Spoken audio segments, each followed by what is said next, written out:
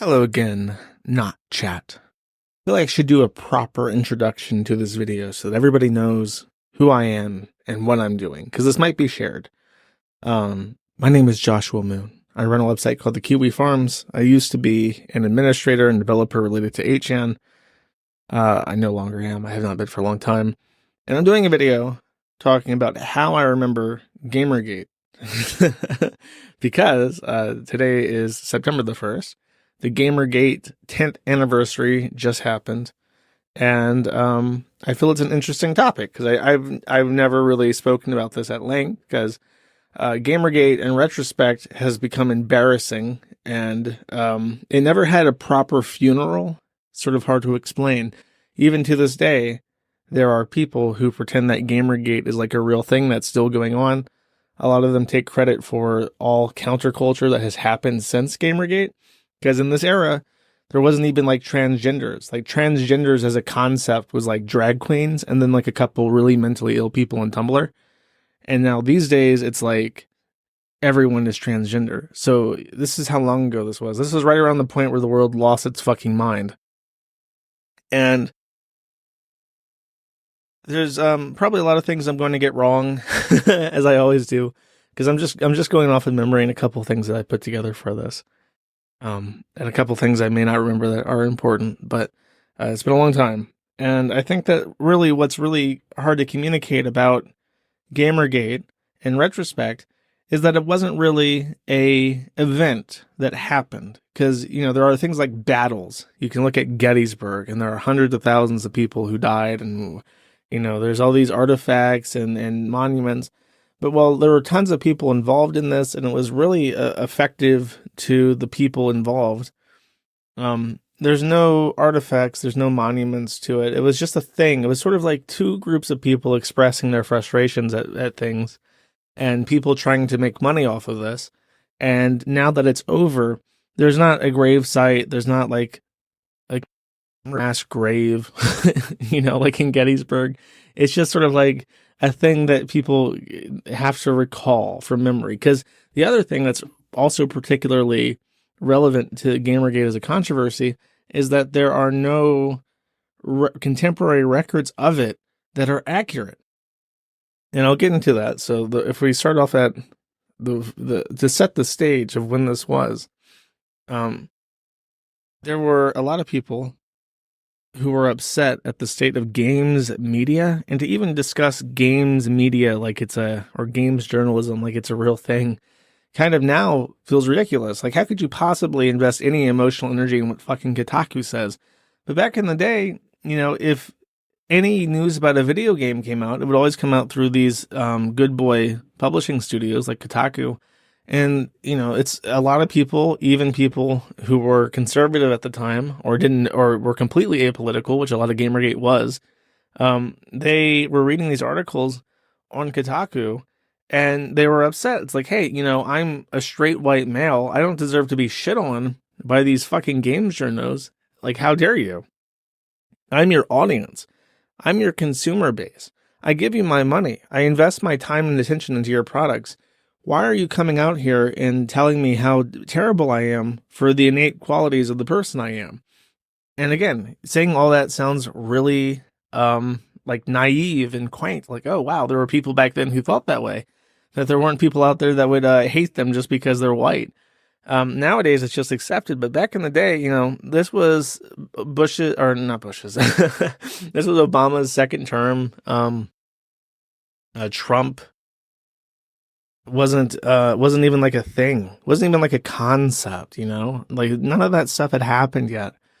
Actually, I think this is Obama's second term. So it's sort of like there was a naivety to it. You know, things were still good. They were getting weird, but they were still good. And there wasn't a lot of hate. So, this kind of heel turn and turning on the American majority and the American male gamer and saying like, hey, you're a piece of shit, really upset people. And it was really like starting to grate on people. This was the other article that was prominent around the time, August 28th. This is right around the same time. I think the Gamers Are Over article is, I think this original title was Gamers Are Dead, actually. This is what they mark Gamergate, because this was like so on the nose. Game culture as we know it is kind of embarrassing. It's not even culture. It's buying things, spackling over memes and in jokes repeatedly, and it's getting mad on the internet. Oops. Guilty. Lowercase I internet. Just so we're clear. They're probably talking about the internet, but they're talking about a roundabout. Anyways, this article really pissed a bunch of people off, and they said, like, hey, we're not fucking dead. We're still here. We're still spending our money. Fuck you. So, this upset a bunch of people, and it even got a name. Before it did, there was one other thing that kind of, like, the games journos, a lot of people hated, and sure, there was stuff where they were trying to find out these male feminists, and a lot of these male feminists were guilty of, like, sex crimes and stuff later down the road. But Depression Quest came out, and it's effectively just like a choose your own story, like slideshow, like a PowerPoint presentation. And it was made by Zoe Quinn, and it won at the Indiecade Best Narrative category winner and honorable mention. This upset a lot of people because it is a pretty shit fucking game, and it came out at this Tumblr blog, the Zoe Post. And it's effectively a long series of accusations trying to allege that Zoe Quinn, this person, had sex with 5 different men, including who were all games journalists, including one who was married, and she was actually in a relationship at the time that this happened. So this big post kicked off a huge Five Guys Burgers and Fries. That was the big meme. Kicked off a huge outrage. And to give you an idea of why I say that contemporary writing about this is extremely hard to trust, we go to this article, and this is August 20th. So sorry, I got the timeline a little bit wrong. This was before the Gamers Are Dead stuff, but I think it was the other way around. The Zoe Quinn outrage led to the Gamers Are Dead post, and that's what kicked off officially Gamergate. Kotaku did an investigation into, I think Nathan Grayson was the article, Nathan Grayson, who I think was also the married man, who was involved in Kotaku, and who allegedly had wrote a flattering review, or Kotaku had in general, had written a flattering review, and the allegation was that Kotaku writer Nathan Grayson got the flattering review in for Depression Quest because he was having sex with Zoe Quinn at the time and did her a favor. And this is canonically, the Kotaku side of this, that nothing had happened and gamers were just making shit up, is actually the canonized version of this in Wikipedia. This is the Wikipedia article about Depression Quest, and we go down here to reception. It says here, in the audience response, it says here, the Depression Quest received mostly positive reviews from critics who generally viewed it as not being intended for entertainment, but for education. Then audience response faced a backlash online. And this is because of the walk-in simulator stuff. At this time, this is when Life is Strange came out, and all these non-game games came out, and they were like, hey, we're going to tell stories through an interactive medium, but we're really going to de-emphasize the gaming aspect of it. It's going to be an interactive story, but really it's going to be a linear story. It's going to be told like a book. Their choices aren't really going to matter that much. And the gameplay itself is going to be weak or non-existing. And a lot of gamers found this to be very insulting and didn't like it. I don't give a fuck if people. I think there's definitely enough space in any medium for there to be a variety of games. I think what people found insulting is that this game is knocking out real games from the indie space, because indie stuff was really taking off at this point in time. Nowadays, it's very commonplace for an indie game by a no-name publishing studio made by one guy in like Sweden to be like a smash blockbuster game, because all the tools are out there now. It's possible to start up Unreal or Unity and make a great game, and then have cloud computing that can accommodate an infinite number of players overnight. Like, that all exists already. Whereas back in the day, it was, at this point in time, Depression Quest was what you could have thought of as an indie game, something very low effort, and they were just really starting to get good as their own medium. So that's why people were upset, I believe.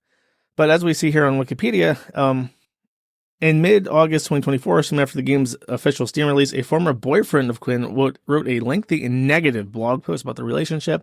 The post alleged that Quinn had been in a relationship with Nathan Grayson, who was then a video game journalist for Kotaku. Opponents of Quinn claimed that Grayson had given Depression Quest a positive review as a result of this relationship.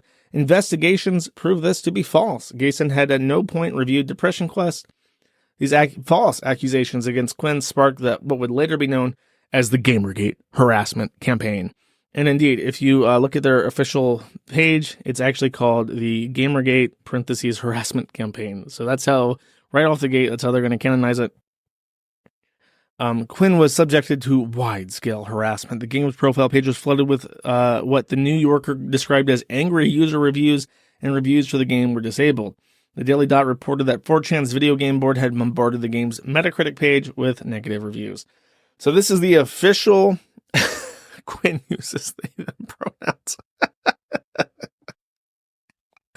This was the official history book version of what had happened. And I really got to stress that one of the big things that Gamergate fucked with was how people who were very apolitical and mostly concerned with finding the next anime or video game to fill their time with were suddenly forced to realize that the media around them, the journalists and Wikipedia, actually hated them and would lie to their fucking face, and there was nothing they could do about it. That was a huge outcome of Gamergate. In case you're wondering, Zoe Quinn is an actual whore. She did a nude photo shoot with whatever the fuck this thing is, and she's just hideous, but she's so egomaniacal. And it's true. I believe that, like, again, the Wikipedia version is that Kotaku looked into it and said that Nathan Grayson never reviewed this game. Yeah, but if this fine young lady is giving you some under the table advantages, you can put in a good word for her to get her fucking game reviewed. So it's just bullshit. And there's evidence for everything, I'm pretty sure. Now, the real cultural long-term impact of Gamergate is not really the nameless, faceless mob that was on 4chan and later 8chan. It was the heroes of the war, the generals, the commanders who led the fight, who led the battle. As this artist says, "Who are these guys, Dad? That's Sargon, Milo and Adam, the internet aristocrat, and Ralph, honey. 5 great men who helped save Western civilization." Well then, if we really want to talk about Gamergate, we should talk about the heroes of Gamergate. In no particular order. Start with Adam Baldwin. Actually, I put him first because he coined. This is his only contribution to Gamergate, as far as I'm aware. He was a blue checkmark back in the day, back when it was very rare to get these. I believe he's an actual actor that has starred in movies and shit. He coined the term Gamergate, and he linked to a couple Gamergate videos. One in particular I will actually play on this video. And the outcome of him was that I think he's been blacklisted, or he had a very hard time. He was Injustice 2 hit, and then Adam Baldwin was not allowed to play his character or whatever the fuck. I don't really care about cape shit or movies. But effectively, I think he was blacklisted because of his involvement in Gamergate. As he says, Gamergate doesn't pay. This got 85 claps. Let's read the comments, actually.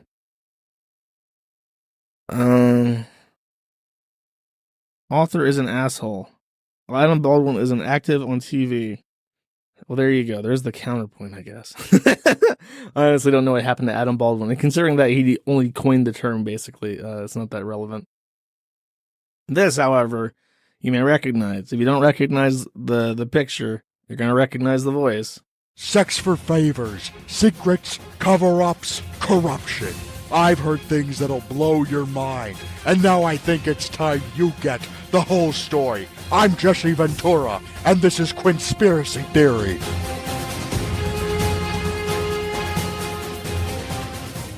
The video I was originally going to upload tonight is gone. I've scrapped it, it's deleted. I've decided to do something different because of this. What you're looking at is a copyright claim against a YouTube user by the name of Mundane Matt on a video called Hell Hath No Fury Like a Lover Scorned. That copyright claim was filed by Zoe Quinn, the person who is the subject of the video itself. Now, in the copyright claim, she had stated that he'd used a still image of her game, Depression Quest, which she's a creator of, and that she had ownership over that, and that's why the video needed to be pulled down. because it was infringing on her intellectual property. But the truth is, it had nothing to do with that. The image Matt used in his video, and it was just one image. I want to show you his typical format. This is a typical video that Mundane Matt will put up. You have a still image in the background, you have a transparent barrier on the left-hand side with a title, and he talks over it. And that is exactly what Hell Hath No Fury was. It had a still image in the background, a transparent barrier, title, and he talked over it. Now, the image he used was a publicly available image. This game is out on Steam. You can see these images. They've been used in news articles. They've been posted on websites. They're publicly available through the company on Steam itself. So her copyright claim had nothing to do with him using her intellectual property. What it had to do with was suppressing information from getting out. And that This was Jim, currently known as Menaker, and he created this video, which was a series of videos about Gamergate, and they lasted, I think, for about a year. Jim did exit Gamergate, and there is a goodbye message that he posted that I will play towards the end of my video. But he was very influential, and he accrued, I think, a significant number of his audience from the Gamergate stuff. But at some point, he just decided that it was cringe and gay, and he left. But he was on good terms at this time with Mundane Matt, who you may not even know if you're like a recent listener. Mundane Matt was a culture critic who kind of made his entire career off of Zoe Quinn DMCAing his video about her sex scandals for reviews. Menaker took his side because at that point it's like, you know, it's us versus them. Mundane Matt hadn't really developed a personality as a broadcaster. Also kind of significant, who I don't have any slides for, was King of Pole, Brian Dunn. He just kind of took the moniker King of Pole and started talking about Gamergate, so he also got like a little fandom. Ethan Ralph had been running the kill stream for a little while with his first wife, Nora, and he clung on to the Gamergate thing and really kickstarted his career pretty significantly off of this. Gamergate wasn't the height of the kill stream, but it did give it the a lot of its energy that led to its height. And Medaker was also friendly with Ralph, to the point where Ralph considers Medaker like the person who gave him the kill stream and kind of made his career. As I don't remember if Medaker was ever friendly with Milo Yiannopoulos, who's also a part of Mount Gamergate. But I do think he was on talking terms with Sargon of Akkad, and we do back at this period when these streamers did their video chats with each other, they used Google Hangouts. So a significant number of these old Gamergate videos are like 3 or 4 hour long, like Google Hangout things where it's just like avatars talking to each other. And that was back when Google first introduced super chats. That was the quality content that people craved at the time. This is Matt's channel now. It's kind of unrecognizable because Matt has been so thoroughly humiliated that he's at several points deleted his entire library. So I have no old videos of Matt to show anybody. I even archived some of his old videos, but they were all from the time where he like, I guess there's no point I'll ever do a video about Mundane Matt because who gives a fuck? As I mentioned, he got his notoriety from being DMCA'd by Zoe Quinn. Effectively false flagged to try and cover up information. And then Mundane Matt went around flagging everybody, and Medaker bullied him on stream into showing his report history by Medaker and Zidane, actually, who was a co-host of the kill stream in this era. And when he did, it outed him as what we would call a flagget. So that effectively torched any reputation that he had. So his new videos are very like, I don't even know what the fuck he's trying to do anymore. He doesn't get any views, so whatever it's doing it's not working. His current most notable contribution to culture and society is that some guy remixed his voice flawlessly into rap songs about like raping babies and stuff, and they are extremely brutal. A little bit over the top, to be quite honest with you, but they're very catchy. Excellently produced songs. However, there is one old pre-deletion Jarbo video that I had in archive, and This was even before Gamergate. I think you might appreciate this one.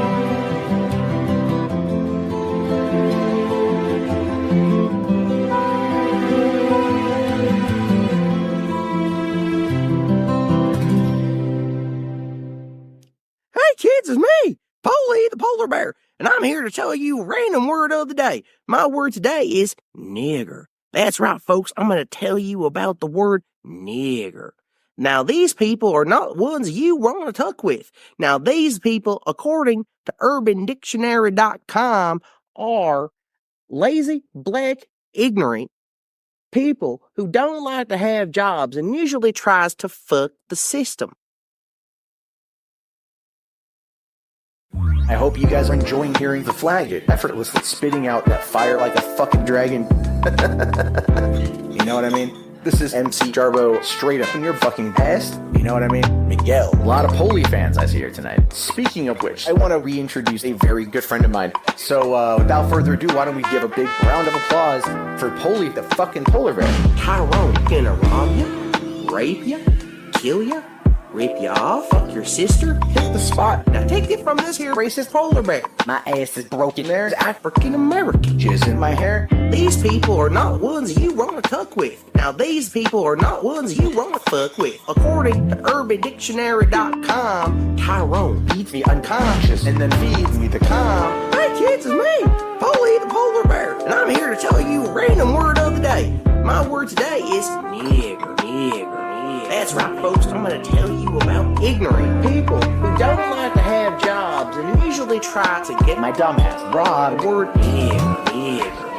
Motherfucking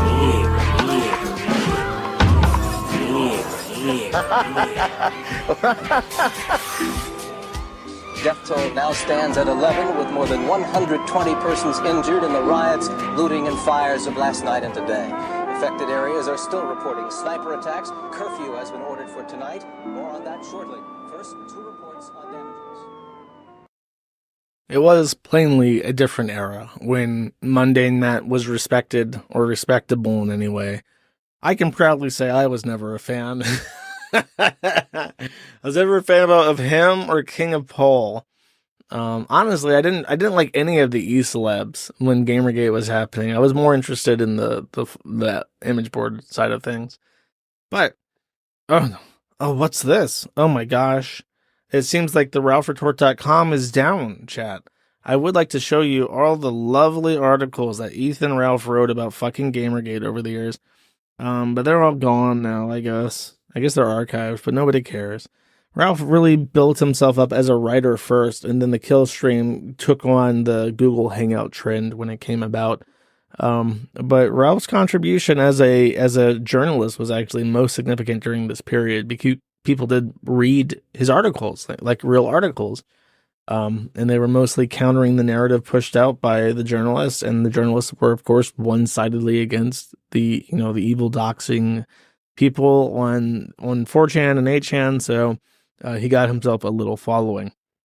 I don't even have to dive into what's happened to Ralph since then, but I feel like it's always worth reminding people that back in the day, there was a point where Ralph had a very respectable career. He was married to Nora, who is undoubtedly the best woman he has ever had or will ever have in his life. He was writing articles that people actually wanted to read. At the height of his streams on YouTube, he was getting 6,000 viewers on special streams and making hundreds of dollars a night. He was really on top of things, and no longer. This, you may not even recognize him, but this is Milo Yiannopoulos in 2014, 10 years ago. He had dark hair at some point. I didn't even know this until I searched for a picture of him from this era. Milo's contribution to Gamergate was the same contribution that he's maintained ever since, and that is he is a token. He is a token gay, and he's also an anti-racist token because he, at this point in time, I don't know if he was married yet, but he eventually got married to a black guy. So he was a gay British coal burner, and he's also Jewish. So he was basically perfect to show, like, look, we don't hate gays. We don't hate black people. We don't hate Jews, because look at this guy. He's a gay Jewish coal burner, and we buy his merchandise that says "Don't be poor" or "Stop being poor" or whatever. And And this actually had a name, and it was the start of the end. This is Not Your Shield. Not Your Shield is a hashtag campaign that was on Twitter, and it was basically the gamers of 4chan and 8chan begging women and blacks and gays to debase themselves and take pictures of themselves on the internet with messages saying hashtag Not Your Shield. This black guy saying, like, look, I found out that I'm a Klansman. Or this woman saying hashtag Gamergate, hashtag Not Your Shield. Yes, Tom, a girl, as if to say, women don't support your social justice warriors. Black guy. Oh, look, there's a whole montage of it. Perfect. Oh my god, so many foreign passports. Russia, what kind of fucking... Dude, here's a weird thing. I love passports. Passport iconography is one of my favorite things. I love it when I'm in like a foreign ministry or something, and I get to like stare at like passports that other people are holding in their hands. It's really cool. We're not here to look at passports, actually. We're here to look at the tokens. Is that a woman? I thought that was a hijab. It's just dark hair, though. And I say this was the beginning of the end because when Gamergate tried to do this counter-narrative shit, it was always cringe, and you never want to be on the defensive. You never want to... an outlet for many diverse voices in gaming, and a supporter of Gamergate and hashtag Not Your Shield. Gamers are not dead. We are diverse, and we are alive. When they tried to take on the enemy's language and beat the enemy at their own game, it never works, because this is not an ideologically pure combat. This is a group of people who want to destroy you, and they use certain terms and phrases to accomplish that, but they don't actually really care about what they say. So when Gamergate started getting really defensive and started doing things on the back foot, instead of attacking the disgusting journalist scum for what they were, it lost a lot of momentum and purpose because it couldn't accomplish anything. And I bring this up at this point because this was effectively Milo's job as a celebrity, besides making himself a fuck ton of money, of course. Also involved, I don't know really if Sargon got involved or big before or after Gamergate. I think that his big thing was This Week in Stupid, and I think that this channel is mostly retired because it doesn't have good search. It never gets, like, at a certain point, they, during the Trump era, they kind of put the kibosh on his channel and just said, like, well, you're not going to get any more organic growth. So he now runs something instead called the Podcast of the Lotus Eaters. You may have... And Sargon has tried to get involved in actual, as he says, trans-European politics, because he ran for office in the UKIP party. He really considered himself a hotshot because he made a fuck ton of money. I think Sargon was probably one of the most productive members of Gamergate in terms of self-enrichment. Armored Skeptic and Shoe on Head. Ooh, I don't want to say that they were actually involved in Gamergate. I don't remember. Sargon definitely was. He was definitely one of those Google Voice people that were very active during Gamergate. And he made a stupid amount of money by transferring that energy into the Not This Week in Stupid recap videos. Like, I knew people at that time who watched this program that he did and were subscribed to him on Patreon. Not because they used 8chan or 4chan, but because they were just fans of This Week in Stupid. So he did pretty well for himself, all things considered. He did make a fool of himself at several points, but he kind of grew up and stabilized, and he just does like the grind at this point. He did okay. Sargon did all right. Now, one thing that kind of deserves a little bit of mention is Vivian James. The name is just a play on the name video games, and she was drafted through consensus in a 4chan thread. This is kind of the whole outline of this, how it was tweaked over time. But the gist is that there was a guy that, and Medicare talks about this in his original Gamergate video. There was a guy who was trying to do something for women in the game industry. Oh, it was that somebody would pitch a game, and then their studio would crank out like a little proof of concept for this game, and they were only accepting submissions by women. But for whatever reason, they got maligned and attacked by the pro-women journalists, and it was called like a sexist operation. So they set up like a kick fund me or whatever the fuck, and made a ton of money. And because so much of the money came from the video game board on 4chan, the developers actually went onto V and confirmed that was them cap coding. And they raised $2,000 for a character design. So they came to the board and then worked this out, this final design. And it was like, they said, "Oh, can you like add stripes? Can you like give her like those little like sleepy eyes like an anime? Can you do this and that?" And that's how they came up to that final design for Vivian. Which there is an absurd amount of fan art for and cosplayers and shit. However, Vivian also became an icon of Gamergate as a whole. And after this post, and I'll read this. This is from Moot, back when Moot owned 4chan. He says, "The decision to remove Gamergate threads has been poorly communicated, and that's my fault. Said threads are being deleted primarily because they violate our blanket no personal information raids calls to invasion rule. Spamming the report system and creating multiple topics were also a factor, especially given V is one of 4chan's fastest moving boards and has historically struggled with keeping topics limited to actual video games. Regarding a perceived lack of free speech or censorship, many seem to misinterpret my advocating for anonymous communication and highlighting that it allows people to share things they otherwise wouldn't be comfortable on other platforms as, quote, you can say and do anything on 4chan, which simply is not the case. We've had rules and moderators since the site was founded 11 years ago, and I've only reinforced this statement over the years, a la," and then there's a Q thread, which was the Q&A board. "To those who actually want to use V to discuss video and on a movement that has outgrown 4chan, like Project Chanology, apologies for the inconvenience." If you don't know, Project Chanology was a sort of movement that came out of B in the mid-2000s after the South Park episode about Scientology. And they basically just like committed harassment against the Church of Scientology. Like they were sending black pages to the fax machine, trying to DDoS their sites and shit like that. They really wanted to like destroy the Church of Scientology. And this was like a precursor movement to Occupy Wall Street, which I think also started on B. I can't remember. At some point, Moot said that 4chan was never a free speech site. And this outraged a lot of people because it had always been perceived as such. And it led to a mass exodus from V to 8chan. 8chan had existed prior to Gamergate, but when the exodus happened and the Gamergate topic was completely banned on 4chan, they all went to V. And Frederick heavily promoted this. The images that were posted on 4chan to try and move people over to 8chan, a lot of that was directly Frederick and his friends trying to promote their site, and it worked. Moot blanket banned a topic, and it pissed a bunch of people off, and they left, and they went to 8chan.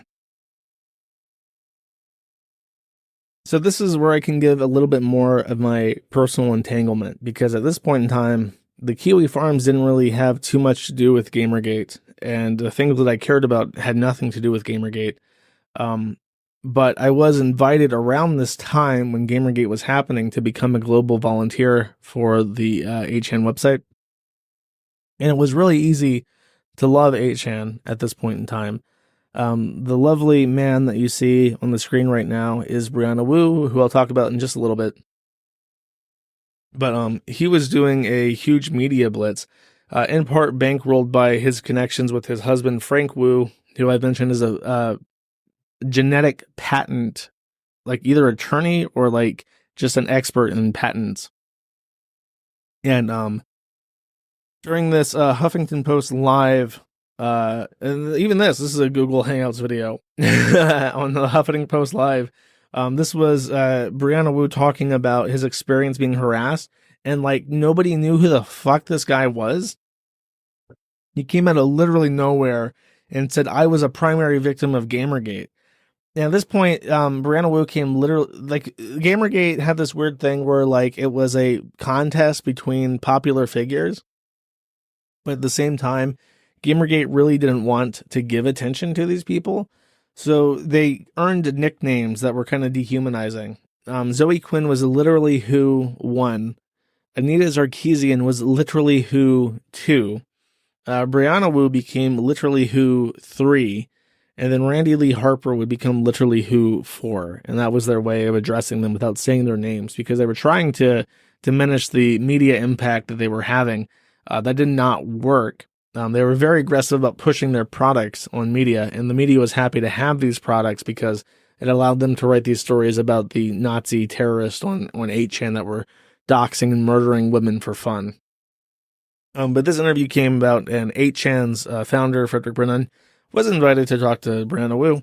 I will spare you the entire conversation. This is a very low quality archive, and I will just show you the best part. Yeah, we do have to wrap up. Before that we do wrap up, I want to say one thing to Frederick and Brianna. The both of you are incredibly brave for joining this debate, having this conversation with each other. I think it says so much about.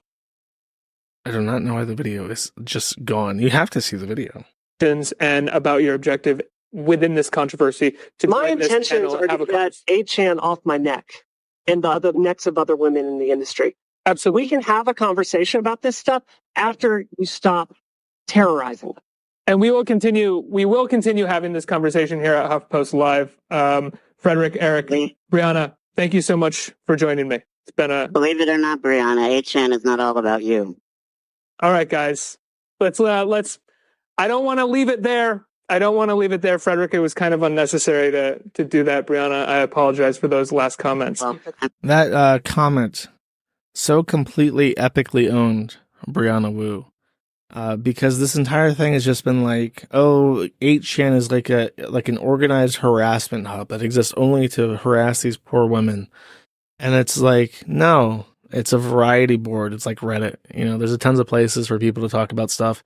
Believe it or not, Brianna, 8chan is not all about you. And, believe it or not, Brianna, 8chan is not all about you. Shots fired.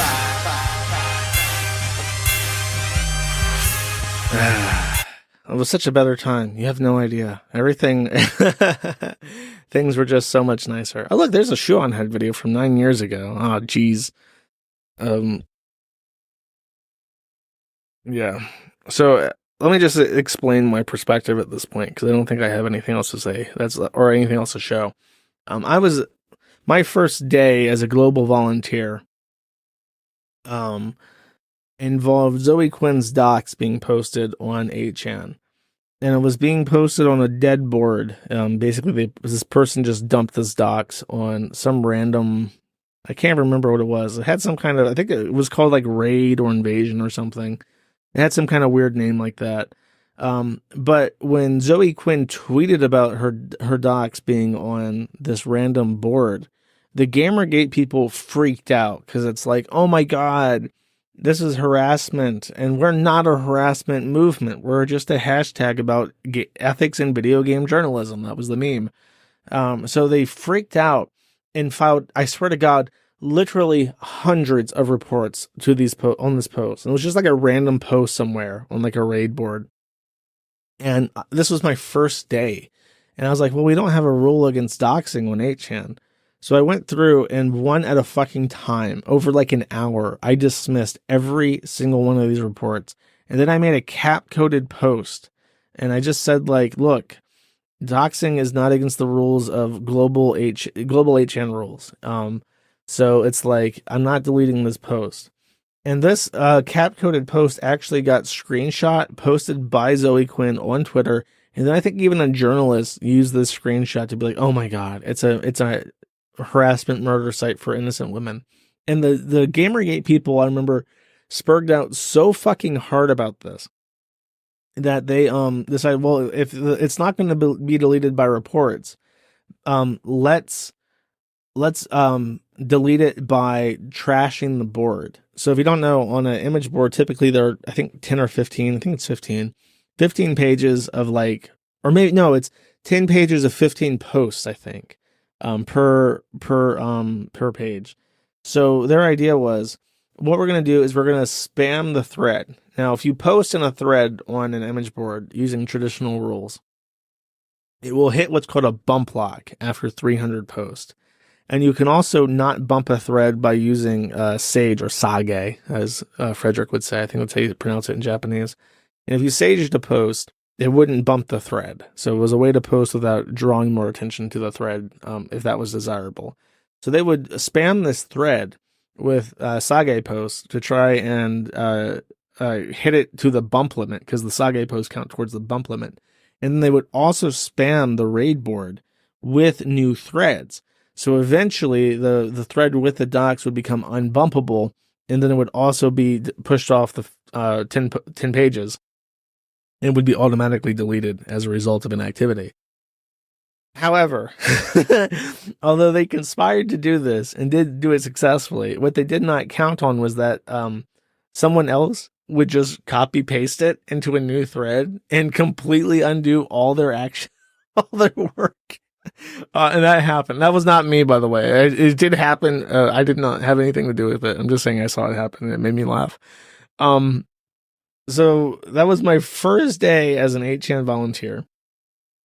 And this work actually led me to create my first contribution to the 8chan software, where you could dismiss all reports on a single post.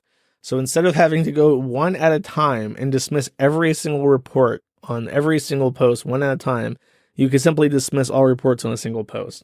I even added like a way to mark a post clean so it could not be reported again. It would just automatically dismiss the report.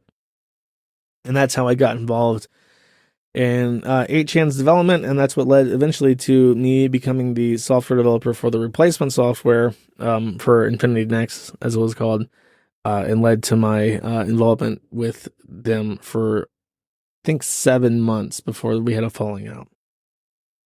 But it all started from Gamergate. There was a lot of drama. The Gamergate board changed like 40 times. It went from GG to Gamergate to GG Revolt, and then GG Revolt 2 even. They had issues holding it together. And I think some of them even moved to like Reddit and shit. There's our Kotaku in Action, which I think is still fucking active. Like those are the Kotaku in Action people, I think, are the last vestige of Gamergate that's still active and still believes in a Gamergate. They're basically a cult at this point. If they're still around, they might be dead now, but they were definitely active for a very long time after the movement had completely fucking collapsed. So there were, as I mentioned, the 4 literally who's, and on Zitter I posted screenshots of their LinkedIn. Perhaps the most successful and relevant literally who was Anita Sarkeesian, who is the person behind Feminist Frequency, which was a feminist newsletter. I think they've closed down, but she created like a feminist gamer video series that she sold to schools. So it was just like this huge fucking scam to like sell woke bullshit to the government, and it worked. I don't know what she's doing now. She doesn't say what she's doing anymore, but so I'm assuming that whatever she's picked up pays pretty well and doesn't need her to talk about it. Oh, sorry, I meant to go this. This is Randy Lee Harper. Randy Lee Harper was perhaps the most competent of all the literally who's. Unlike Brianna Wu, who claimed to be the developer but only published the shittiest game ever known to man. That's including Depression Quest. Randy Lee Harper was actually an engineer. She knew things. She knew software. And it says here that she's just working in like a regular tech job. I'm not surprised. I'm sure she does good enough. And then there's Zoe Quinn herself, who actually got a writing gig as a contractor with Marvel. Was a lead game developer at something called Black Triangle Productions. Was a senior content designer with Undead Labs, and now is a lead narrative designer in something called Servios, which is developing a new immersive single-player action horror aliens game. So there you go. Your next Aliens game will be led, in terms of narrative design, by Zoe Quinn, a washed-up prostitute who fucked 5 guys for positive reviews. Just horrific. They all did pretty well for themselves.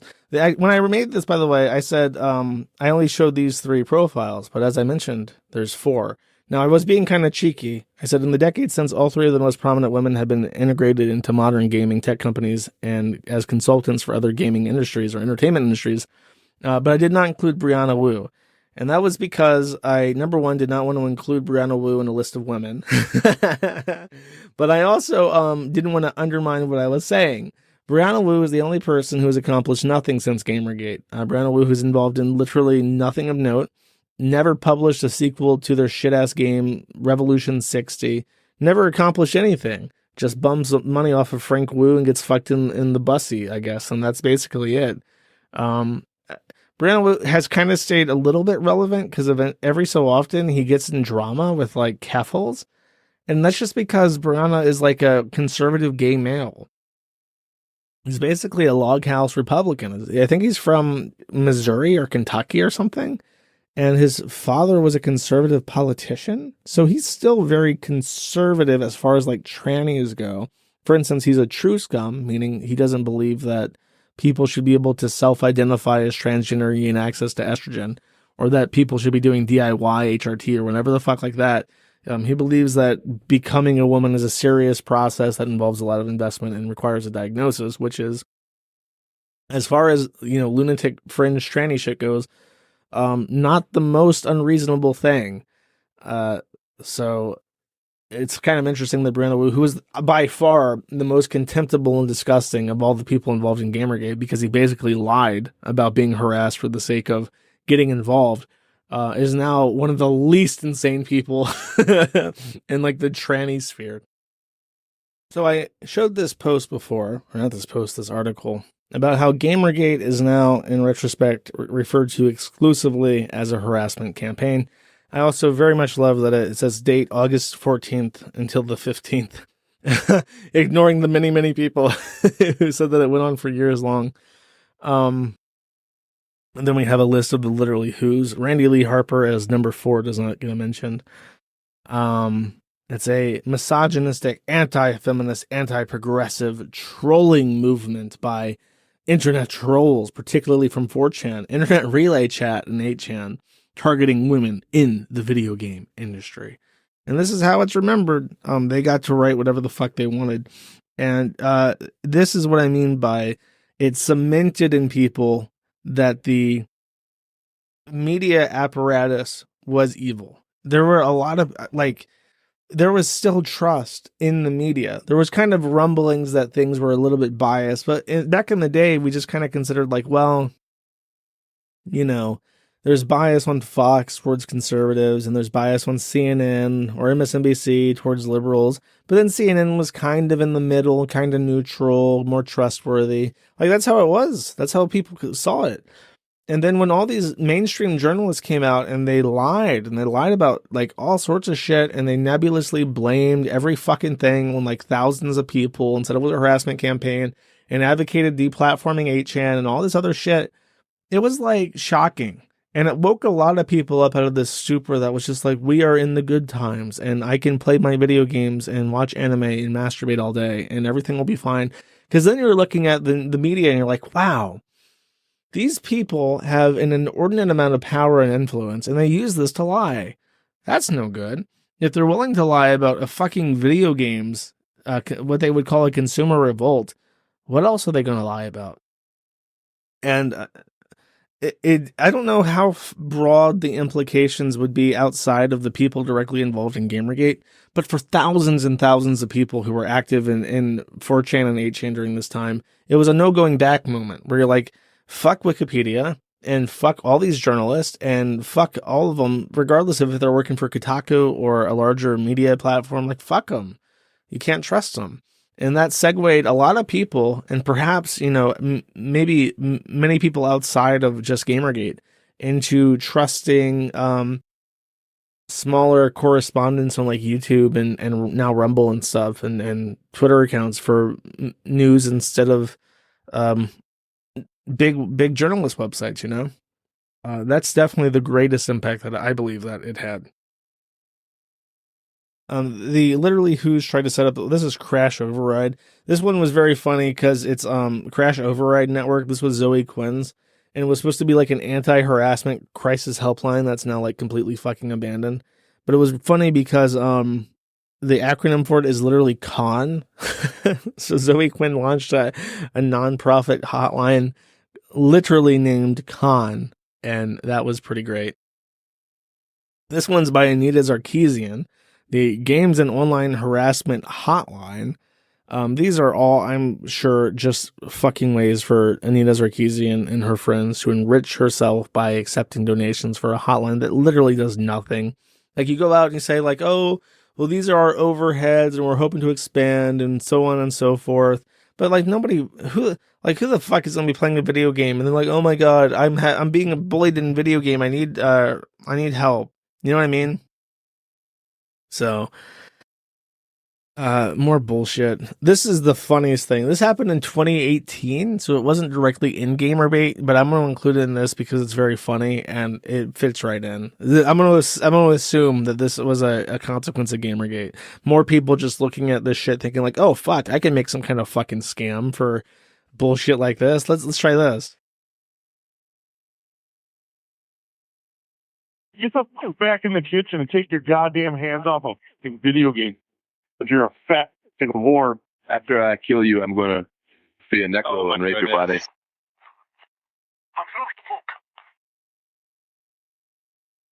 As soon as they know you're a girl, they're just waiting for you to like screw up. I am a bit scared sometimes to just kind of go on by myself.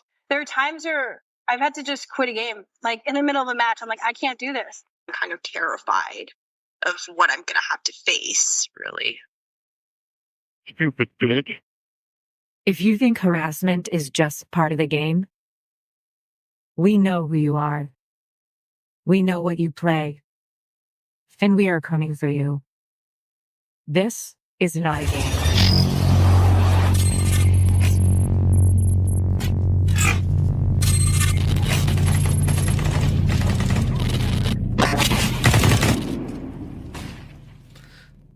So the gist is that if you were being cyberbullied on the internet, you would call up the bully hunters and be like, helpies, I'm being called a fat whore in CSGO. And they'd be like, we're locking in on your coordinates and sending our best girl gamers to counter the cyberbullies.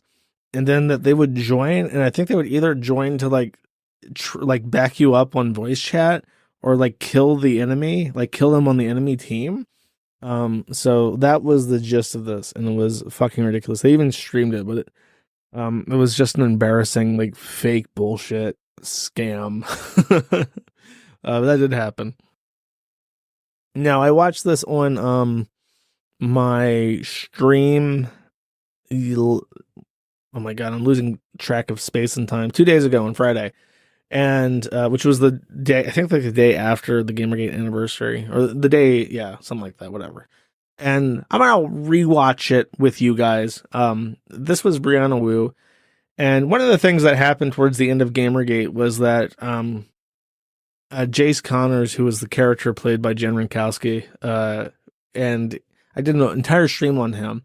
He got kind of interested in Gamergate because Gamergate was at this point floundering. So it's sort of like, let's troll these idiots that are, because you remember, like with the docs, it's like you can do something and be like, I'm going to say I'm the leader of Gamergate, which we did.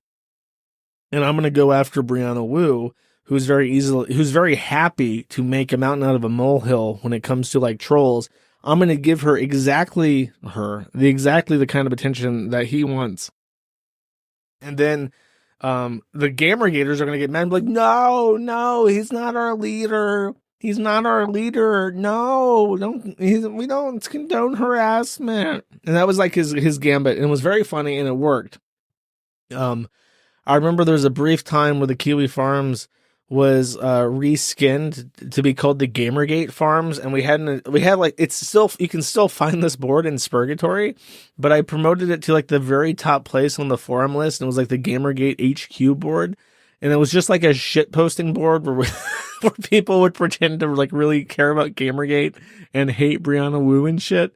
So so this was the culmination of this. Was Brianna Wu showing up on a sci-fi show called The Internet Ruined My Life to complain about gamers harassing him out of his house. I'll rewatch it now for the Gumroad. All right, here we go. Brianna Wu on The Internet Ruined My Life, Season 1, Episode 2. Brianna Wu went into hiding over the weekend. She felt she had to after receiving death threats like these. It's our high priest for the death omen on Brianna Wu's life. We're going to deal with this vigilante stuff. My name is Brianna. That is Tice, by the way. If you didn't watch the Deagle Nation Maddie that I did a long time ago, Tice was a co-conspirator with Jan. He was the counterpart to Jace. He was like an edgy, like skinhead character, and he put out this super edgy video. And I'm a game developer. I sent a tweet, and I've received over 180 death threats in the last 13 months. I work in the video game industry, and I was targeted. I remember in retrospect, the whole, like, I've received a number of death threats. Like, that was a number that kept going up. Like, every time he's told the story, it's like, I've received 50, I've received 100, I've received 196 death threats over the last 4 femto minutes. It's like, bro, calm the fuck down. Nobody cares about you. Violent harassment. I remember when those tweets as well, they were specifically trying to debunk if real people sent those fucking tweets. Because like I said, it was so easy. They were so prickly about their PR because the journalists would lap up anything that random people would just go out and like threaten to kill Brianna Wu just because it was like free attention. The journalists would print it, the Target would scream about it, and even Gamergate would cry and whinge, oh, they're not related, they're just a troll.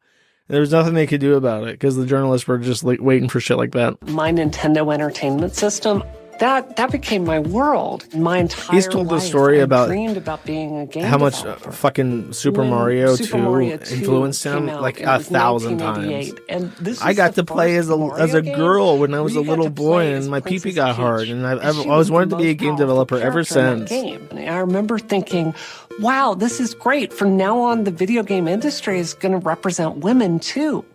But and that's also bullshit because he transitioned as like a university student. Like there are pictures of him in college, and he was like an editor in the newspaper, and there's pictures of him as John Walker Flint. Even as he was nearing graduating college. Keep changing, and we kind of got stuck there. There are now more adult women playing video games than there are teenage boys. Today, as I'm sitting here, women are in between 48 and 52% of gamers. We don't make games. That statistic, by the way, at this time, it was almost exclusively referring to mobile games. So in terms of like counting in Candy Crush and shit, that's where the high number of female players come from. That women can really see themselves represented in is anything besides sex objects and damsels in distress. I don't know, by the way, if this is from Tomb Raider, but oh god, when I lived in Florida with my friend and his family. His mom's boyfriend had a PlayStation, and I got him Tomb Raider. Because when I was about to leave, I bought all of them gifts because I had lived with them for 2 months and they never charged me rent. So I bought all of them something. Like I bought his mom cleaning stuff because she ran like a cleaning business. And they all told me, all of her kids told me, like, she doesn't wear fancy anything. She doesn't like stuff. But if you just give her like $100 of her favorite cleaning products for her business, she would appreciate that the most. So I was like, okay. So I got her like a bucket of like all of her like essential products, and she loved that. And I got her boyfriend Tomb Raider. And I wasn't leaving the day off, so I was there for like another week or two before. But he played this game, and I remember sitting there because his couch and the TV was on like one side of the room, and me and my friend, we sat at like a circled dining table with our laptops playing League of Legends.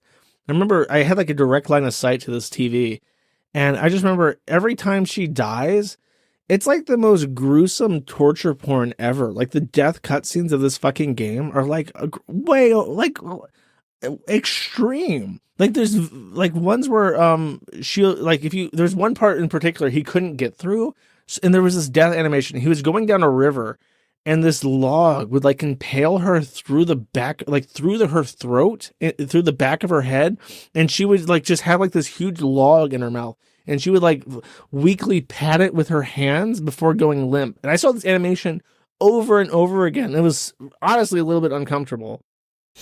I realized that there was this need for women to see ourselves represented in video games, and I went and founded my own studio for it. If you had Natal woman actor. Oh God, I didn't play. I should find you guys before I end this. I should show you what Revolution 60 was, like the gameplay footage. I think there's a video of Lotex playing this fucking game. It's just terrible, and Natal woman is reenacting the story, by the way. Years old, that this would be my profession, I would have thought my life would be a dream come true. But the truth is, the video game industry is a really incredibly difficult place for women to work. As gaming goes increasingly mainstream, a darker side of the industry is emerging. Now the women calling for change in this multi-billion-dollar virtual industry are facing a very real backlash, including death threats. Much of the vitriol appears on Twitter hashtag Gamergate. It has grown into a loose movement associated with the worst of online harassment of women. Gamergate is a group of online individuals, mostly Ira Ezra Walden, one purpose, a true member of the online gaming, a professional that can talk about these issues. Is the men in our field were choosing to remain silent. So the only thing I knew to do was to use my own voice and start speaking out about that. I posted this meme on Twitter. I remember, God, them trying to deduce if this was like a real thing, if this post actually got like death threats and shit. Because this was like, he claims this was the initial incident, and I can't remember exactly what the timeline was. But it really felt like he was on the news before anyone knew who the fuck he was or about this tweet. Trying to poke fun at how ridiculous the whole movement was and how the things they were trying to fight against were ridiculous. I had about 8,000 followers on my Twitter, and this was the tweet that ruined my life. I love that. I pointed this out in the stream too, but that scene where it's just like, the internet ruined my life. It's a real I'm white trash and I'm in trouble type of thing, where it's like, say the line. Say the fucking line. You want to be famous, don't you?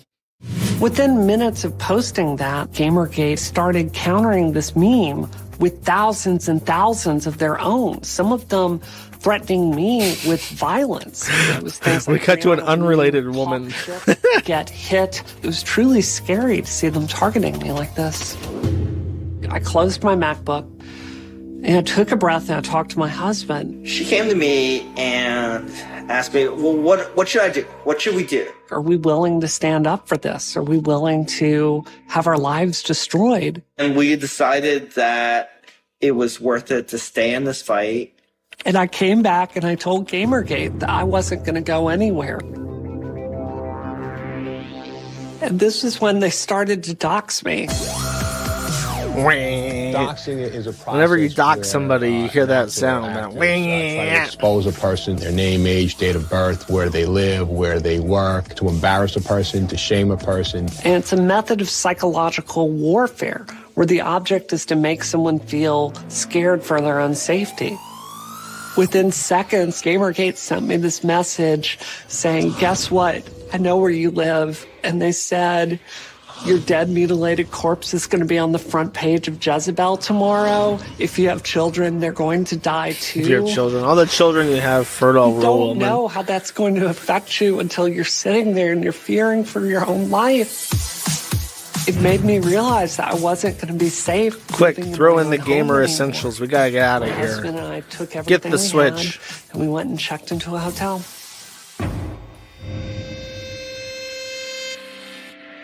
While we were driving to the hotel, I was constantly looking in the rearview mirror to make sure that we weren't followed. Gamers could be anywhere. It was a really frustrating time because I would have to go to my house during the day. Gamers are most known for going out of their house and doing spec ops missions in real life. As the sun life. went down, we would not feel safe in our own home. I had no idea your life could change this suddenly, and then things got worse. I had no idea your life could change this suddenly. You know, One So this is the best part, objectively, just so we're clear. I think this is coming up. minute I sent a tweet, and 24 hours later, I had to leave my house. I thought that I was going to die. 12 Monkeys season premiere. One time I looked at Twitter and there were 6 specific death threats for me. And we had to call the police and have them meet us at our home. And they came in and swept our entire house. What a waste of looking for fucking people text there for a to minute. hurt us. And the police's response to me is to simply stay off my electronic devices. The law generally finds itself. The law doesn't know how to arrest everyone for freedom of speech yet. Sometimes people say something mean, and you think, well, that motherfucker should be locked up. Well, one day when we get our way, they're gonna go to jail forever. But for right now, it's not happening. We spent about a week and a half out of our house. And at a certain point, you can't live out of a hotel forever. This wasn't what I was we thinking switched about. over to the system Waiting for the Jace where part. if the death threats I got that day were particularly terrible, we would leave and go stay at a friend's house. I was living my life where, depending on how many threats I got that day, it would determine where I would sleep at night. I would sit there and check my voice messages, and it was dozens and dozens and dozens of threats. I'm coming to your house right now. I will slit your throat, you stupid little whore. I was also getting video. My honest reaction to that message. Our high priest for the death omen on Brianna Wu's life, and we are going to finish the fight. We're going to deal with this vigilante style. When we go bloodthirsty on these fascists. Gamergate targeted me because I decided to say, we are not going to quit. By the way, at this point, the Deagle Nation stuff had ended, and it was known fact. Like, there's a video of Tice's guy and Jan sitting together on the Deagle Nation channel, and they're doing a stream. I forgot the name of the stream, but they're just chilling. They're talking about it. They're like, I remember one thing in particular that really sealed the deal was early on, Jace did a thing where he like spazzed out, collapsed on the floor for like 3 to 5 minutes, and then pissed himself. And then he woke up and screamed and ran outside the room. And everyone's like, there's no fucking way that this guy pisses himself to like seal the deal and make people believe that he's a real guy, like a real person. And I remember, I remember him in this stream, this final farewell stream. He confirmed that he did piss himself to trick people. So it was already known that this shit was all fucking fake, and this guy literally pisses his own pants to troll people. And Brianna Wu is still on the fucking television lying to people, saying that this was a real threat. There was one day at my office, people start calling my phone, alerting me that this terrible man using an alias was threatening very, very specific violence to me. He claimed that he was there with an accomplice with guns in the car, driving to my house. Literally, he said, I'm going to street race you. And then when they say he had guns, they're not showing those tweets. Because I'm very sure he's specifically saying that I have an airsoft deagle and I'm going to airsoft deagle you to the grave. And it's like, oh, well, we can't put that on TV because then everyone knows it's bullshit. So he just says this without any screenshots. To kill me. And then moments later, this man himself sent me a very specific, terrifying video. This is my car, and now the bitch shit is crashed. Where he claimed he had crashed his car on the way to my house. And look at this bullshit! Look at this shit! I'm the street racer guy! It's so incredible. It's like so unbelievable that he crashed his car and his first thought is, hold up, I gotta do an in-person video about this for the memes, for the Kiwi farms, and for Gamergate, to troll Gamergate. Really, it's just a gift. He is just screaming like an absolute lunatic. It is the most terrifying thing I've ever seen. He swears he's going to deliver justice to me in his own hands. It made me feel so helpless. Cut to the real woman's hands so nobody can see those fucking man hands. Harassment is you constantly worry that people around you are targeting you. We worry all the time. Help, we're being gang stalked by gamers. We worry about strange cars parking on our street. Holy shit, is that a red Every car? someone comes up to me, I have to push past this fear that it's Gamergate, this coming to hurt me. You don't come back from something like this. You just change. And I'm not the same person I was a year ago. And I realized if None I of us didn't are. speak up and bring this to the larger media's attention, nothing was going to If be I done. did an attention whore and make money off of this, nobody and would. my husband. They attacked you personally. They did. The goal was simple. It was to personally destroy the woman that was critiquing. The woman. There have been no Emphasis. prosecutions. Not one person to even be brought to a court to answer these charges. I don't really ever As I feel said, Jace did get an FBI door knock, but he just said, no, it's just a thing that I'm doing. And I said, okay, well, you know, this person, Brianna Wu, was actually really afraid, so stop doing that. And he was like, oh, okay. And then it just ended. Like, it ended abruptly after that, I remember. safe anymore. But I don't It actually, think it's all God, this has nothing to do with Brianna Wu, but it actually ended all of the Jace stuff because Jan as a child had seizures, and his story was, and I think he's not telling the truth when he says this, he hit his head on something on like a playground and it fixed his seizures, and his seizures came back after the car accident. So that's his story, and I believe he's telling the truth. So for a while after the car accident, he was just like completely out of it. He was gone for months at a time, and it was really sad. And then the stuff came out about him being, you know, Jan Rakowski came out. always going to be like this. People like Brianna are increasingly turning to the possibility of new federal laws. Because Help me, the government. internet is not bounded by state borders. We need federal legislation for victims of cyber harassment. By the way, now- that's bullshit. If you cross state lines to go to somebody's house and actually intimidate them, there are crimes for this already. Like, we don't need it so that when, you know, if somebody says something we don't like, we have to arrest them. The FBI does have one very strong lead that they This are is the Jace thing, by the way. This would be the first case brought against someone in Gamergate that has been violently threatening to kill women. Because of the internet, my life as I knew it was over. But if I could go back in time, I would absolutely do this again. Because otherwise I wouldn't be relevant at all, ever. I actually want to watch the original Jace video. Let's watch it uncut so you can see what they took out of it. This is the wrong thing. 1 second. Now that's what I'm talking about. Let's watch the OG, the original, the great. Oh, YouTube, this is Jace right here, and this is my fucking car, or my mom's car, that when I was street racing, could not perform! Couldn't fucking perform on the road, and now the bitch shit is crushed, okay? I can't even kick the windshield because it's made of bullshit plastic from Chinks, because I wasn't even fucking drunk, I was just racing, you know, like normal. I was trying to street race in the fucking highway, and look at this bullshit, look at this shit, totally useless. I hit, and I fucking rolled on the ice, fucking rolled down here, and now look at this piece of shit. I'm a street racing god! Fuck! I'm a street racing god!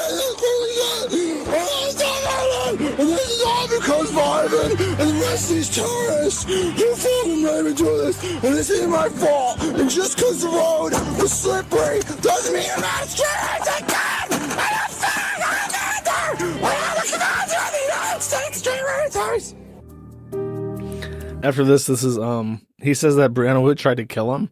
And I love how they so selectively edited that to take out anything about trolls, anything about being a member of the United States Street Racers as if it's like a military branch, all the silly stuff that was like indicative of his mental state. If he was a real person, like if you're going to portray this, like anything about how like harmless he was stripped out to just make it seem completely psychotic. Just so manipulative. You can't hate journos enough. Not chat. You just can't. Okay, I did say that I wanted to show a little bit of Revolution 60. So I figure why not go to the gaming garbage? Revolution 60. It took him an hour to complete this game, which was the only game that Giant Space Cat Games ever published. Let's skim through this a little bit. Let's see if we can do this. Okay. So, anyways, this game, it has something to do with Gamergate. It's by some lady named Brianna Wu, who I had purposely tried to avoid all the Gamergate shit because it really didn't appeal to me. But Brianna Wu is this like Sasquatch kind of looking creature who apparently people either did or didn't say that they're going to come over to her house and kill her because she was a woman or something. Future crates. Oh, this is good. This is also very fucking loud. That was great. We avoided the future crate. Oh my god, I forgot it was all quick time events. Circles! Finally, a game where I can complete multiple circles! Okay, here's one circle, and here is multiple circles. Oh, good. More typing. Oh, it was typing challenges and then also circle spinning. I forgot. And then I think this is the original, like the actual like meat of the game, like all the dialogue shit stitched together, and then you have to like jump around and shoot people. And it's like impossible to lose. What do I do here? Okay, I'm fighting Snow Leopard, naturally. Okay, I'll press the key. Green targets moving across the battlefield. Mm-hmm. Okay, so like left makes you go to the left. I understand that part, but what does up do? Understood. I don't know, just push left. There we go. Press the space bar to fire your needler. Okay. The gun has kind of changed. I thought it had several knives on it, but this is the future where knives are invisible occasionally. Let me shoot. I think you get it. It's a giant piece of shit. And by the way, all four of these characters, one of the major reasons why people could figure out that Brianna Wu was John Flint was that John Flint, in that newspaper for his college that I mentioned, he published a cartoon featuring women. And guess what characters were in that cartoon? Yeah, that's right. These spindly looking weird ass fucking sex doll things. Actually, this is it right here. So this is the locale wiki. We used to run a wiki, and I shut it down just due to general lack of interest.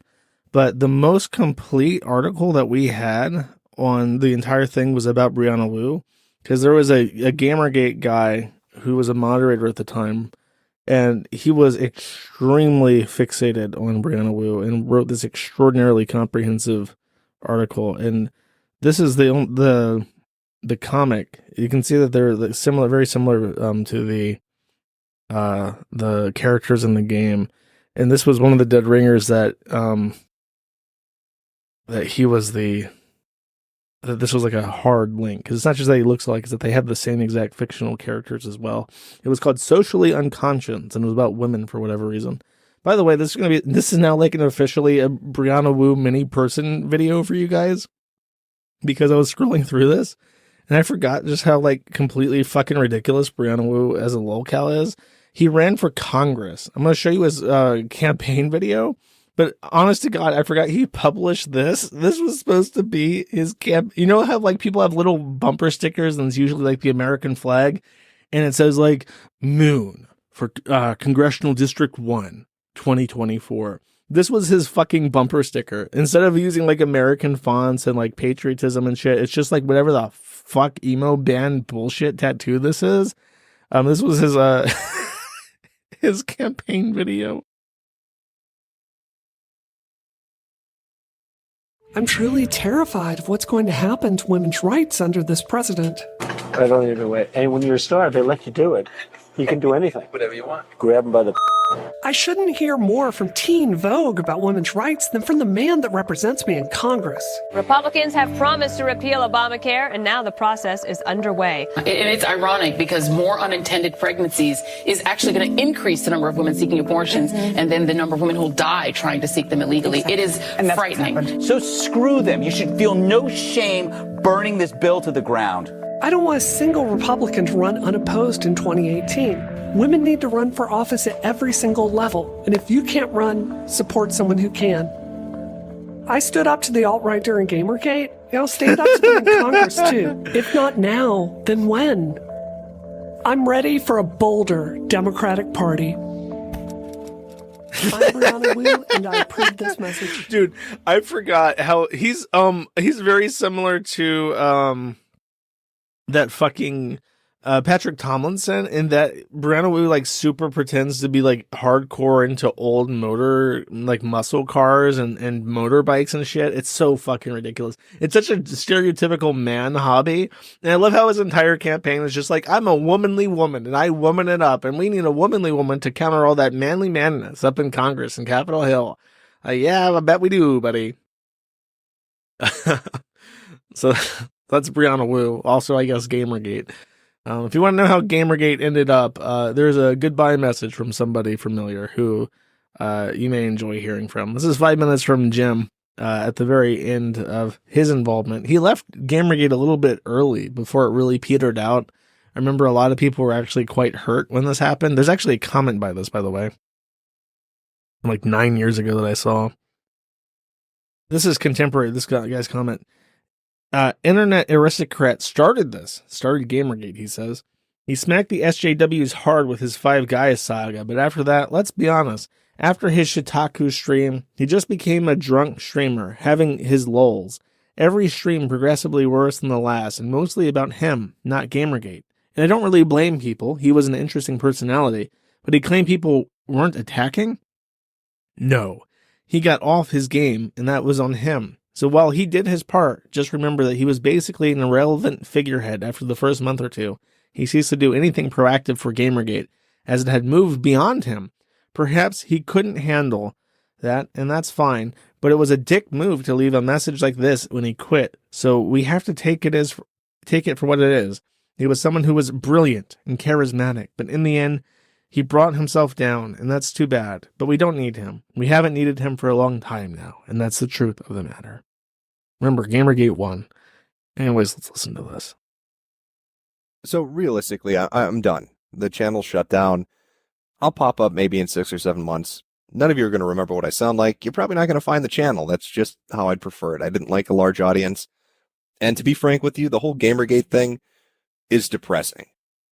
It was the opportunity to finally kick the teeth in of social justice warriors and Tumblrettes and draw a fucking line in the sand and push back against all these hypersensitive cunts. And for a while it was working really, really well. All you had to do was attack. See, that's the trick. That's why I love polls so fucking much. People think you need to be a moderate or an independent or a neutral. They're wrong. You need to pick an extreme. You need to pick a side with a yes or a no answer. That's how you attract people to you. If you're too focused on being a moderate, if you try to approach the middle to appeal to moderates, you become indistinguishable from them, and your message becomes diluted. And as time went on, that's what happened to Gamergate. And it's too fucking painful to watch happen anymore. I was planning on shutting down the channel anyway, but over the last month, I watched this happen more and more. Don't believe me? Go look at this for yourself, Bull. Go look at the people who are prominent figures right now in Gamergate, and see how many of them have Indiegogo campaigns, how many of them have Kickstarter campaigns, how many of them have Patreons, how many are have ad revenue on their fucking videos. Everybody's making a buck, and they're all making a buck doing the same shit the people we were supposed to be fighting against were doing. They're crying harassment and then making money off of it, and it's fucking bullshit. But they don't seem to mind. And then add on top of that all the SJW language, all the SRS bullshit, where you hear them using words like toxic and signal boost and tone police and all the other 13-year-old girl fucking phrases and terms that shouldn't be anywhere associated with this. You got to do just one thing. Attack, attack, attack. Keep the pressure up, and your opponent, in this case, corrupt media and the SJW cultural Marxist bullshit, they'll fold. They'll make a mistake and make themselves look stupid like Sam Biddle did, like other people did. And you capitalize off of that. The saddest fucking thing about all of this is, it wasn't mainstream media, it wasn't multi-million-dollar corporations, it wasn't corrupt journalists, and it wasn't social justice warriors that killed Gamergate. Gamergate shot itself in the foot by becoming what they're fighting.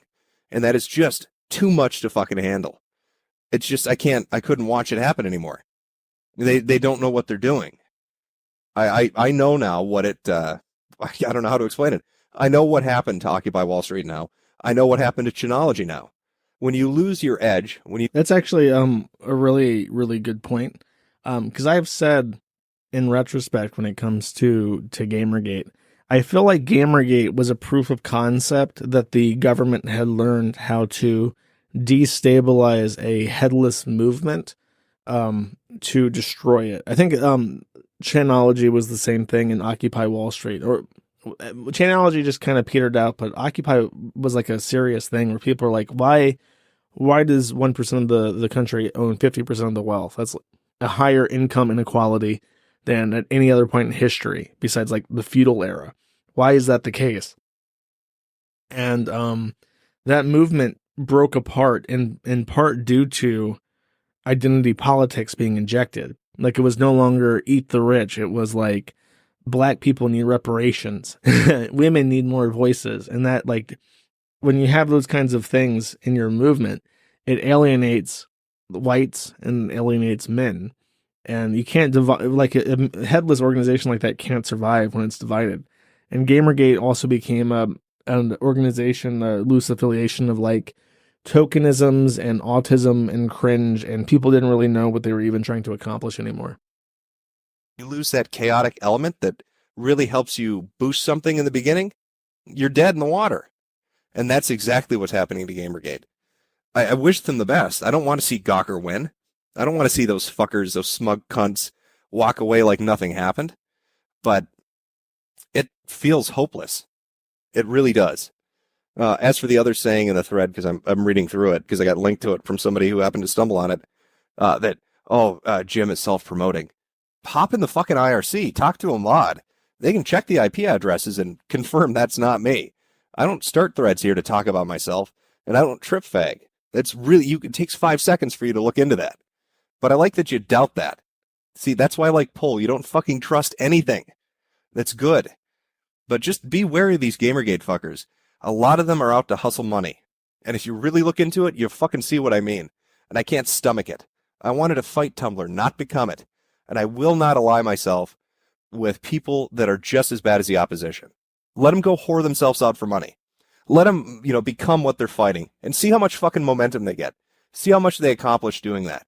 They lost their edge, and they forgot their principles and their values.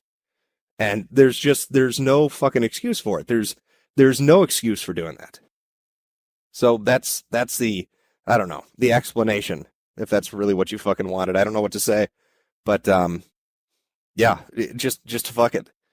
I think, I don't know how to sum it up best. Actually, you know what? I do. I have a quote for you that I think really sums up my thoughts on Gamergate at this point. If the war is lost, the people will also be lost, and it is not necessary to worry about their needs for elemental survival.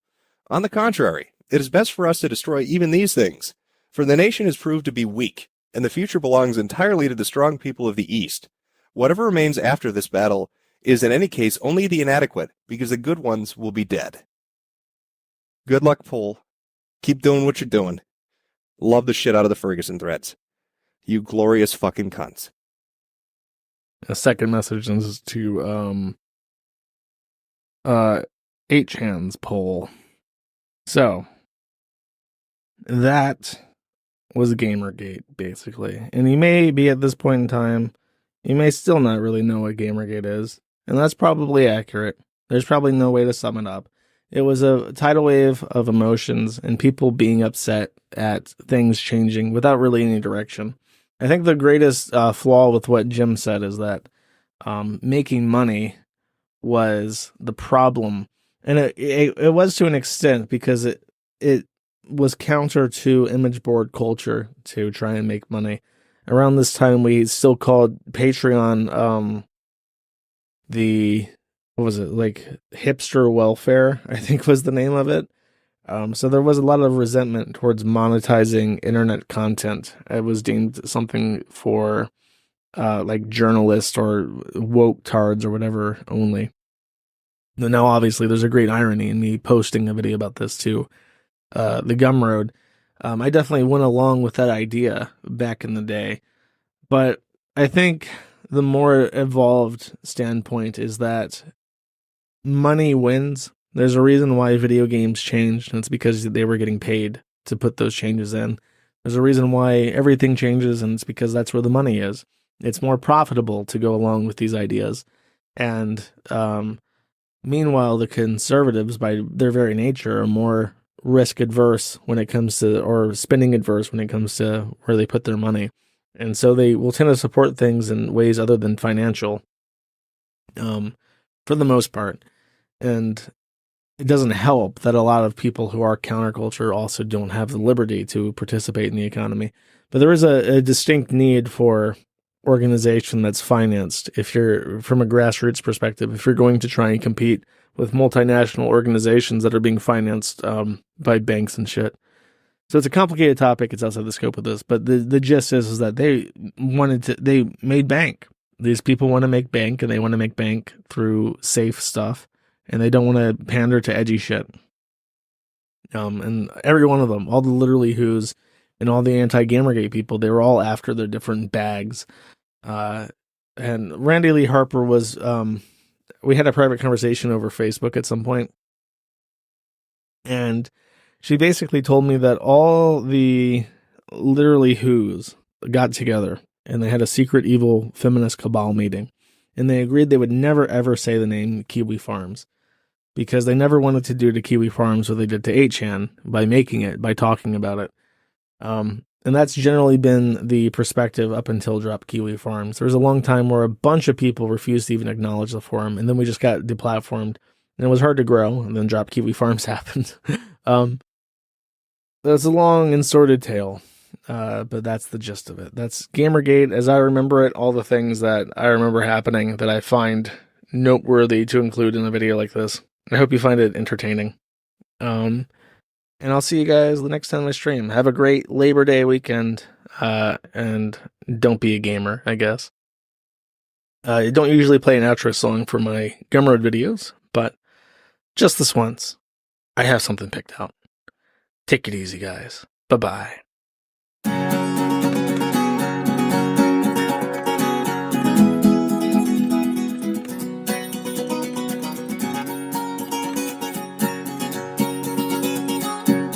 Social justice warrior is on his way to complain about a video game that didn't tell him he was special.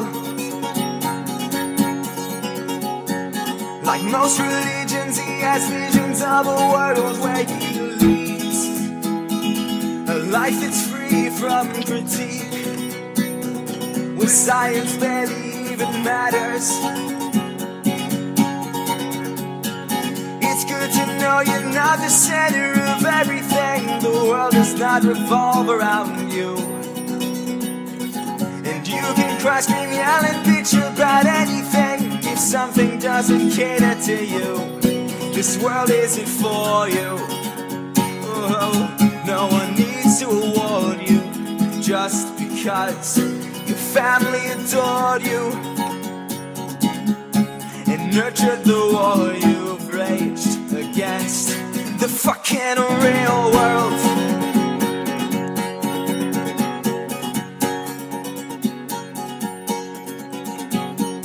While he relaxes on his father's private island, he cries, I'm sorry for being white. How can I pay my reparations to the then you're born in condemnation or some privileged class? Reminds me of Sunday Mass, spare me your righteous indignation. It's good to know you're not the center of everything. The world does not revolve around you, and you can cry, scream, yell, and bitch about anything. If something doesn't cater to you, this world isn't for you. No one needs to award you just because your family adored you